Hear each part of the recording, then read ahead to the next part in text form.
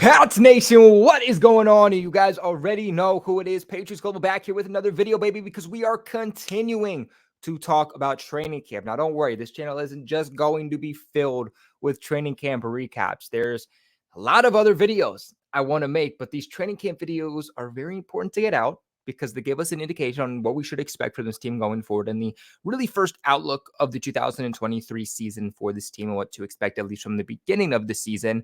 But there's a lot more videos I do plan on making and videos you guys are going to want to stay tuned for. So make sure you guys do leave a big like on this video first and foremost and subscribe to the channel for all of your Patriots news.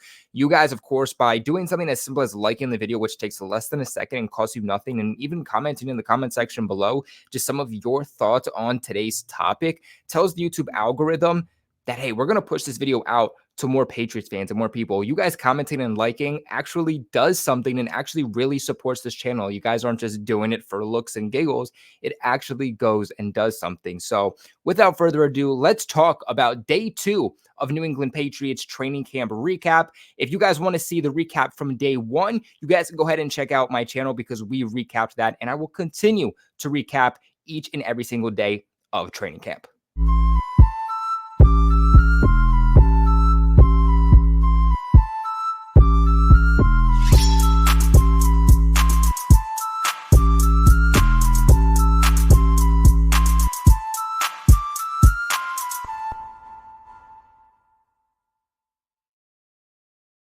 As always, we are going to just start off with the general notes before we break down each individual position. That's how we roll with things here. So, absent. Guys who were absent pretty much the exact same as yesterday. Calvin Anderson, Michael Onwenu, Cody Davis. I kind of broke those down yesterday, my thoughts on those guys. So check out my thoughts on those guys being absent. But we knew that those guys were because of being on the PUP list, starting out on the PUP list. So no surprise there. As for people who returned, nobody returned today. The Patriots are really starting off this offseason healthy. And dear God, everyone better be knocking on wood right now because staying healthy is the name of the game. The best ability in sports is availability, not your talent, your ability to be on the field and stay on the field and be an Iron Man at the end of the day. And with the amount of injuries that are already going on league-wide, Jalen Ramsey out 6 to 8 weeks, Joe Burrow being carted off with an injury, several other players already, and training camp alone has just started. If the Patriots can stay ahead of the injury bug, I think that it will bode well for them in starting off the season strong and ending the season strong. Also, guys that were limited today, some interesting names here. Ramondre Stevenson wasn't limited yesterday, so I don't know if this is, them trying to limit some of his workload because of how heavy he was last year, maybe giving some of the other running backs some opportunities, or maybe if he tweaked something yesterday. But something to note, Ramondre was limited. Matthew Judon was limited also, and Marte Mapu does continue to be limited too. The thing about Matthew Judon is really interesting here is that there is some reports going around that he might be holding in. And what holding in is very similar to holding out, right? We see players holding out of practice because of a contract dispute. They don't like their contract. Matthew Judon is showing up to practice, but basically saying, I'll be here, but I'm not going to be on the field as much as you would like me to until my contract is the way it was. The Patriots also tried to, or excuse me, Matthew Judon's camp rather tried to approach the Patriots about his contract last year, and it didn't get anywhere. So nothing confirmed, but Matthew Judon could be holding in, which did lead to him being, quote, limited. Shells and shorts today, again, no pads. I wouldn't expect that till probably about day 4, day 5. It was a fairly light practice again today, slower pace. This is what you should expect. Red zone work yet again, pretty much the exact same as it was yesterday. The first few days are just an extension of minicamp and OTAs. Belichick says that himself, right? So if you are at camp and you're like, these aren't really in-depth practices, or you're reading this and you're going, there's aren't really much to take away, it's because they're going to start off light before they throw the pads on and get a lot more in depth. Overall, Ty Montgomery today, actually there were multiple players who had some collisions, but Ty Montgomery did collide with linebacker Terez Hall today when he was reaching back for a over-the-shoulder throw from Mac Jones. He was slow to get up. It seemed like he was fine. He ended up being limited the rest of practice, and this is kind of the name of the game for Ty Montgomery, is his ability to stay healthy. He's a game changer. He will be a game changer for the Patriots. if he can stay on the field. And that is the problem, is that he hasn't been able to stay on the field during his time with, I believe it was the Saints. That was another thing. He was a guy who was a very good rotational piece, a good spellback who made a difference, especially in the receiving game when he was able to get on the field. And looking at how the Patriots are utilizing him, looking at how the Patriots view him as a wide receiver rather than a running back, according to the Patriots website themselves, I could see him being in a Cordero Patterson role. And with that being said, he will serve a big role, but they need him to stay healthy.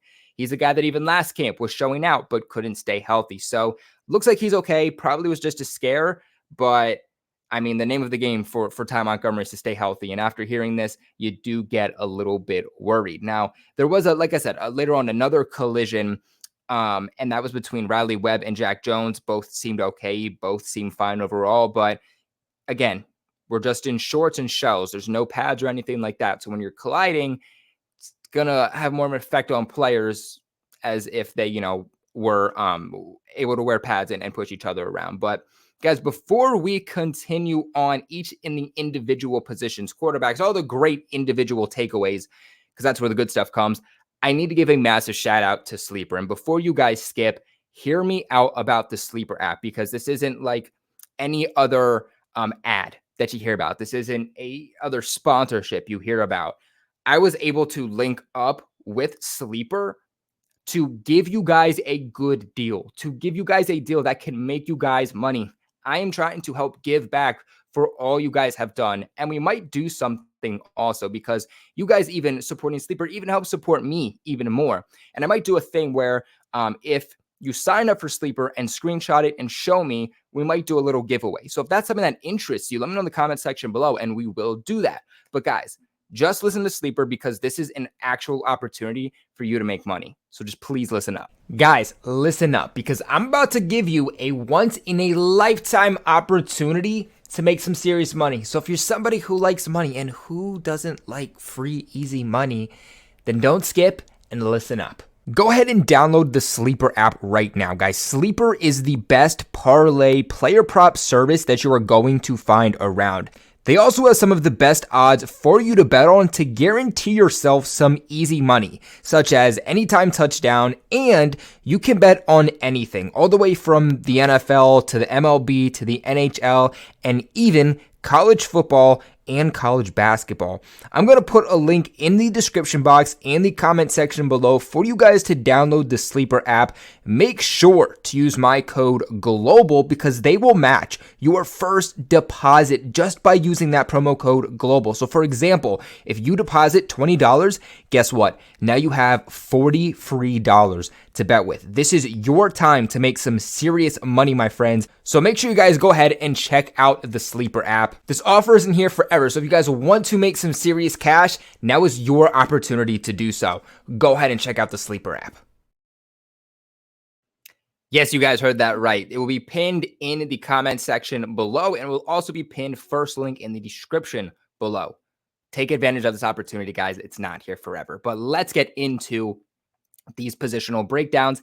As for quarterbacks, it was a bit of another rough day, but it's one of those things where with camp, you can't always look at the news that comes out with a quarterback struggling or whatnot, because you never know if a coach is saying, hey, just take your shots. Just take the shots. It doesn't have to be perfect, doesn't have to be accurate, but take shots. Because sometimes it's not always the quarterback trying to look good and get in his reps, but sometimes it is the coach is telling the quarterback, throw it a certain way, do something specific so that it can help teach the defensive back. Sometimes the coaches will literally tell the quarterbacks, purposely throw an interception because it's a drill for the defensive back. So it's always kind of hard to take away for some of the notes, and you just kind of have to look at consistencies here. But it seems like this is another day where the defense won. After a rough day one for the offense and a great day for the defense, you were hoping that day two, the Patriots offense could come in and essentially win the day. And I can't say that they did. In 11 on 11s, Mac Jones was 6 for 10 with an interception. Bailey Zappi was 6 for 10, and McSorley was 2 for 4. In 7 on 7s, Mac Jones went 0 for 4. Zappi went 3 for 4. McSorley went 0 for 2. The quarterbacks threw a lot of passes into the corner of the end zone, kind of doing more corner routes. Like I said, a lot of red zone work again. That's something else to take away. Is it's a lot tougher when you're in a cram situation, you're in the red zone and not running the ball at all. to constantly pass the ball and your defense knows what's coming to also be a lot more efficient. So keep that in mind also. But they're working a lot in the back of the end zone today, resulting in a lot of hits or missed results, as again you would expect from that. There were a couple of plays where the quarterbacks were holding on the ball for a little bit too long. That's something that has to be addressed now because our offensive line is not going to be in a position to be giving you 4 or 5 seconds on a regular, consistent basis. They need to get the ball out fast. They need to get the ball out quick. So that is something that I did take away. As for the running backs, Ty Montgomery had a drop today. Ty Montgomery, though, did haul in another touchdown from Bailey Zappi. I believe he's up to like 4 or 5 touchdowns just from 2 days alone. Like I said, stays healthy. He's a big part. Pierre Strong probably saw the biggest rise in reps today, the biggest influential input to the offense with Ramondre Stevenson limited. Questions of is it going to be Kevin Harris? Is it going to be Pierre Strong? And again, with Ramondre being limited, him being out of the mix a little bit, Pierre Strong was the guy that ultimately stepped up and took over those reps. Moving on to wide receivers, JuJu Smith Schuster beat Christian Gonzalez today for a touchdown in 11 on 11s. He later was also able to beat Marcus Jones for another touchdown. So another touchdown for JuJu Smith Schuster. He put up a couple yesterday, put up a couple more today, and he's beating some of our best defensive backs. So JuJu looks like he's playing the exact part of why they signed him. Overall, JuJu was a lot more involved today and did a lot of work in the quick game for Mac Jones, getting open quick, getting the ball out of his hands. Very important for this upcoming season. A lot of volume there for JuJu Smith Schuster. Now, Devontae Parker doing Devontae Parker things. He made the play of the day with a top catch in 7-on-7s where he leaped over Marcus Jones for a touchdown, and then later on beat Christian Gonzalez for a 20-yard touchdown on a crossing route with a ball thrown by Mac Jones that was said to be the best of camp so far. It's only 2 days, but still best of camp so far. Overall, it's been a very quiet camp for Tyquan Thornton through 2 days. Obviously, we didn't see a lot from him in minicamp or OTAs because he was dealing with an injury. And through 2 days so far, we have really heard absolutely nothing from Tyquan Thornton. He got 0 targets today and got 1 target yesterday. This is a guy we're talking about making a year 2 leap and a guy who needs to make a year 2 leap because of the issues for pass catchers and explosiveness for the Patriots.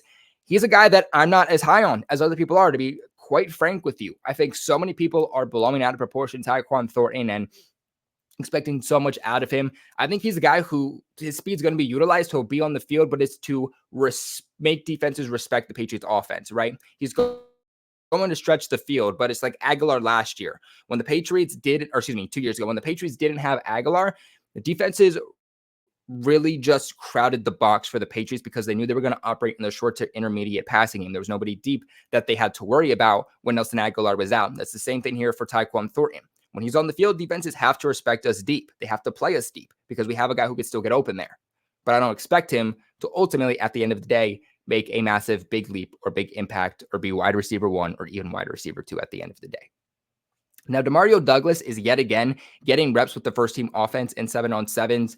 Yet again, continues to be in the lead for that 5th wide receiver spot. He was a guy, like I said, I liked him over Kayshon Boutte when they drafted. He was more of my favorite than Kayshon Boutte. And I made a hot take right away that he was a guy who's going to be that final final wide receiver on the roster. And it looks like that is exactly what is happening, at least so far. Now, Kayshon Boutte did see a little bit more action than we're used to. He did haul in a touchdown, his first touchdown of camp so far from Bailey Zappi on a crossing route in which he was able to beat Jack Jones. Moving on to the tight ends, Mike Gesicki made a nice high-pointed touchdown grab on a back shoulder pass from Mac Jones, and then Max Sokol also made a nice contested catch in 7-on-7s, and then later made a nice catching ball from a pass thrown from Bailey Zappi. As for your offensive line, first team offensive line is the same as yesterday from left to right. Trent Brown, Cole Strange, David Andrews, Bill Murray, and Riley Reif. I think it's insane that Bill Murray is the guy plugged in at right guard where Mike Onwenu is not here, especially in camp. Looks like we're not getting any rookies in there, at least at this point. They really like Bill Murray, and that could be your bench guard for this upcoming season. Something to take away. Moving on to the defense here.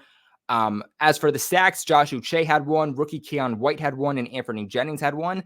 it was said that Keion White stood out a few different times today, and that's what you'd like to hear from, of course, your rookies. He could play a big part this upcoming season, or at least a decent part for a rookie.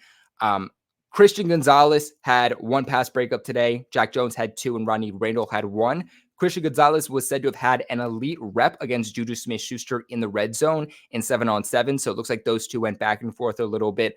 JuJu beat him for a touchdown. Then Christian Gonzalez has a nice rep against him in preventing a touchdown in the red zone. Marcus Jones got a few reps opposite of Christian Gonzalez at times. He and Jonathan Jones were the guys to rotate. And then Jack Jones is continuing to get work primarily with the Patriots' second team defense. I know some people have speculation on maybe they're just doing that as a kind of a punishment, because if we remember back in OTAs and the majority of minicamp, I think it was until the last day of minicamp, Jack Jones was rolling with the second team, and that was more of a punishment until the last day. He was finally promoted back to the starting team. He was making plays all throughout camp. And then this news comes out, of course, about his legal issues. And so far, he's rolling with the second team defense. To me, that isn't necessarily as much of a punishment as much as it is the Patriots are trying to at least be prepared in a life without Jack Jones. It's better to be prepared in a situation where you don't have him than to rely on him being there and then not have him at all. Moving on to safeties, interceptions. Kyle Duggar with another interception 2 days in a row. He's out here making plays. Jabril Peppers has another sack. Consecutive days with sacks for Jabril Peppers. Standing out, rushing the quarterback, getting pressure on the quarterback.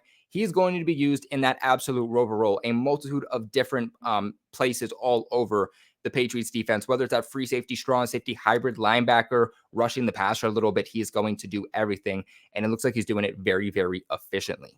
Yesterday, I compared him to a role like a Jamal Adams, and I still stand by that. Jonathan Jones did also see additional work at safety today, a guy that is being plugged in at safety a little bit, being plugged in at corner, and it looks like that role for free safety is still up in the air, and guys are still being placed everywhere to try to figure out who's best in that role.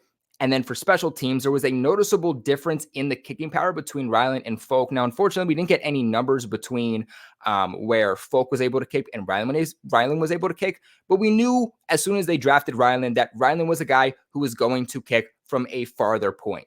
He was just a guy with a booming leg, a much better leg, a more youthful leg, as he's obviously a lot younger than Nick Folk. The question is, would Chad Ryland be able to consistently punch the ball through the end zone?